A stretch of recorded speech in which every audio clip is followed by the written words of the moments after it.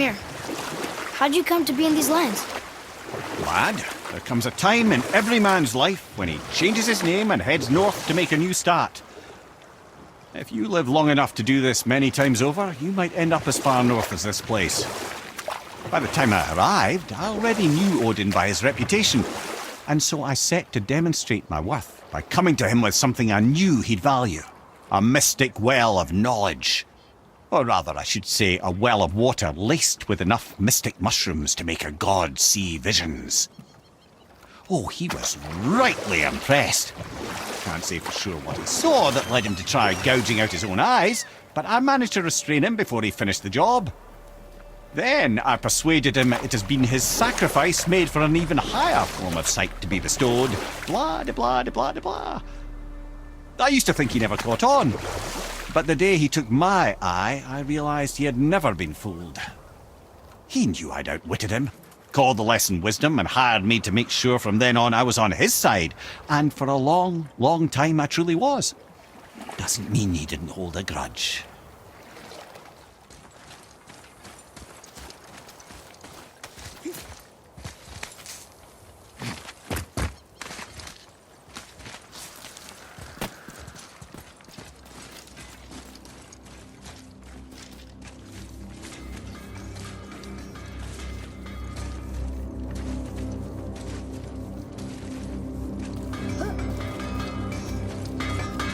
Poor Fafnir. There's a fine line between ambition and greed, you know.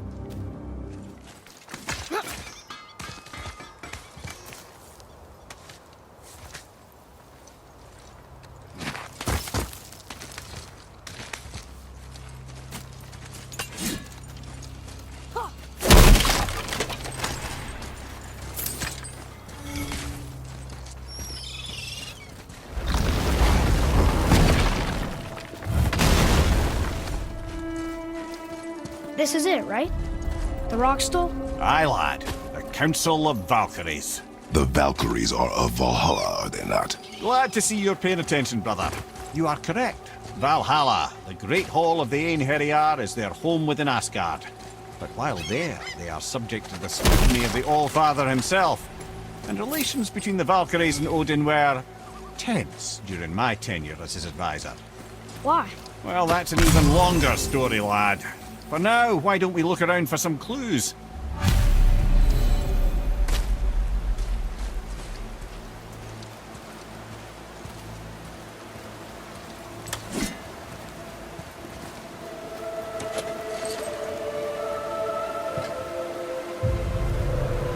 Whoa, you're back. Mimir, who is she? Gunnar, Mistress of War. After any conflict, big or small, she would be first on the scene, sussing out the worthy spirits for a free trip to Valhalla. A gruesome task, but she took great pride in it. Any conflict. Impossible. It's true. She had help from her sisters, of course, but Gunnar was always first to arrive. Her judgment of the fallen was unparalleled, and an invaluable resource to Odin. She was one of his favourites.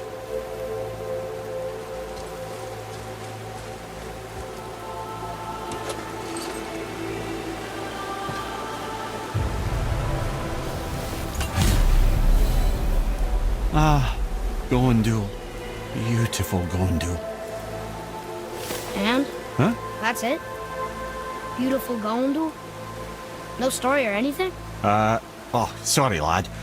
The sight of Gondul always took my breath away. Gondul had a silver tongue, a sharp wit, and struck a figure so stunning it literally drove men insane.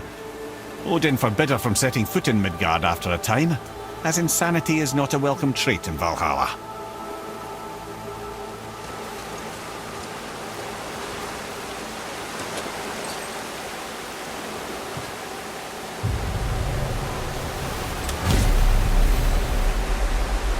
This is none other than Geirdrifo, the Master of Arms in Valhalla, responsible for arming and training Odin's Einherjar.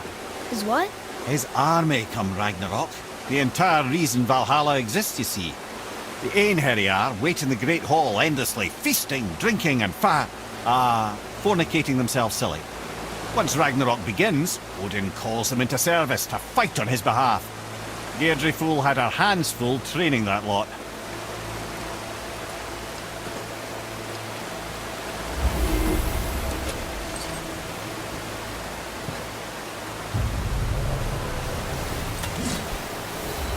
This, my friends, is Kara. Now, Valkyries are volatile by nature, but Kara, the lass is wild storm personified. A wild storm. Aye, calm and collected. Then the air would shift and the fury of her storm would unleash. It was beautiful in a way, assuming you could find proper shelter. Her tears would cleanse the blood-soaked battlefields.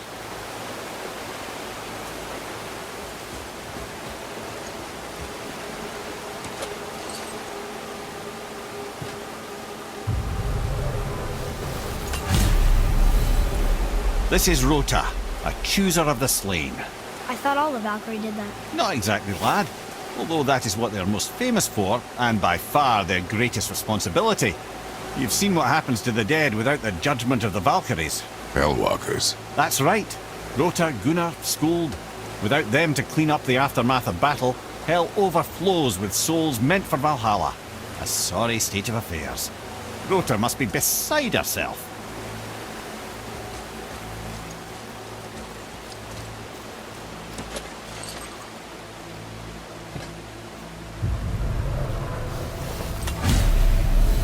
Ah, here we have Air, the healer. A Valkyrie healer? Strange. Air was strange, as a matter of fact. Very quiet, very calm. Where her sisters were violent rapids, Air was a gentle stream. She healed the wounds of both mortals and gods, and even a certain all-knowing sage who once drank too much and fell off a mountain. Not my proudest moment.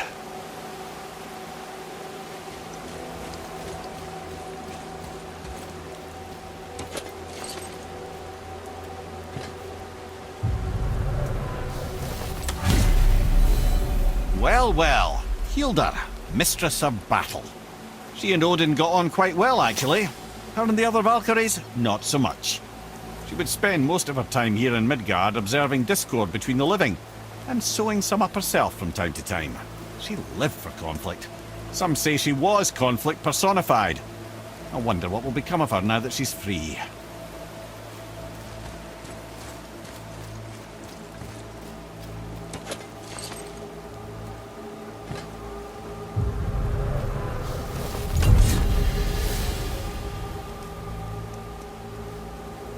Olrun, once the daughter of a powerful chieftain. She fell defending him during a Reaver attack. Olrun was escorted to Valhalla, where she chose to devote her afterlife to the pursuit of knowledge above all else. Quite unusual behaviour amongst the constant drinking and feasting of her fellow Valhallian denizens. How'd she end up a Valkyrie? Odin. He saw a kindred spirit in Olrun's single-minded pursuit of knowledge. He appointed her as the Valkyrie's resident historian.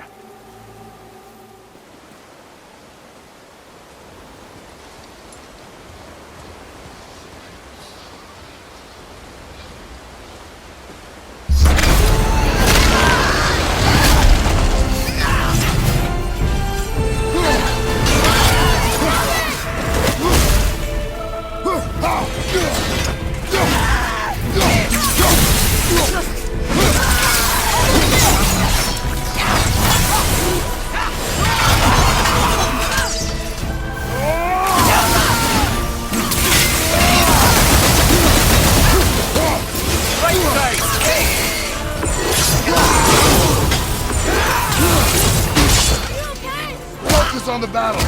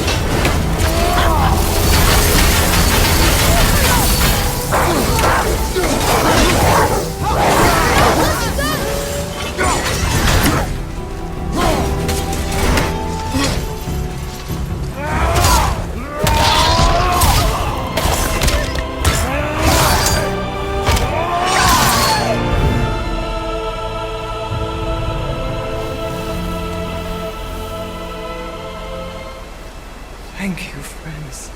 You have saved the Valkyries. Sigrun, how did this happen? Mimir, is that you? You have been freed, but... Freedom comes at a price, milady. You speak truly. Countless winters we served the All-Father. But only through his union to the Queen did we ever taste some measure of freedom. But aren't you the queen? There has only been one Queen of the Valkyries, the goddess Freya. When Odin severed her wings, I served in her absence, but it wasn't enough for the All-Father. He used an archaic piece of magic, corrupting my sisters. I tried to contain the damage by imprisoning them in places where they could cause no harm, but soon I lost myself as well. Sigrun, I'm sorry for being so worthless. I could have done something, or tried at the very least. What will you do now? I must reunite with my sisters. Together we can restore balance to the realms. You have the eternal blessings of the Valkyries.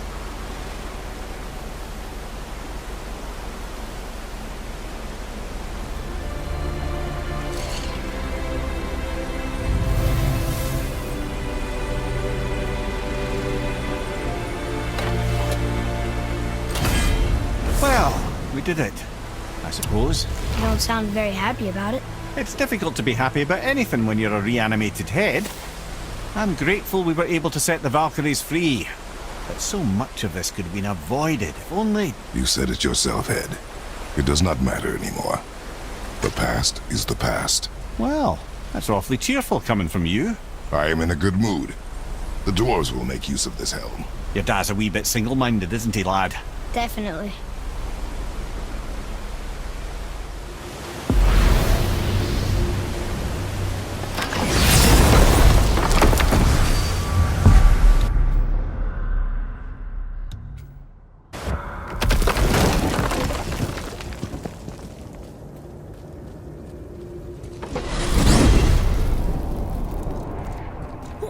Wait, so Freya is the Valkyrie Queen? She never told us. You never told us. Explain yourself, Head. Or are you bewitched again? Not at all. Freya was Queen of the Valkyries at one point. Part of her marriage dowry included overseeing the Valkyries themselves. As a powerful Vanir goddess, they revered her. I never knew how much until now.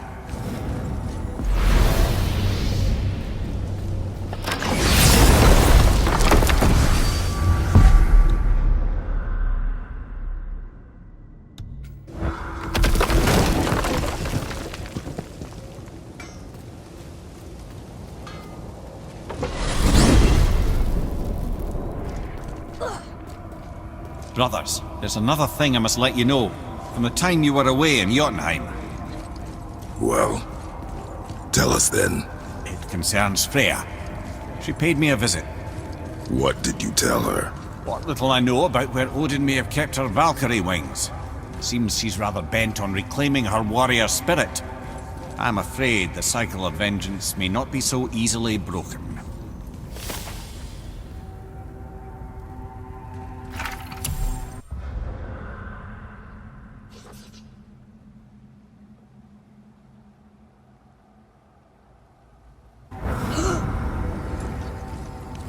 Whoa.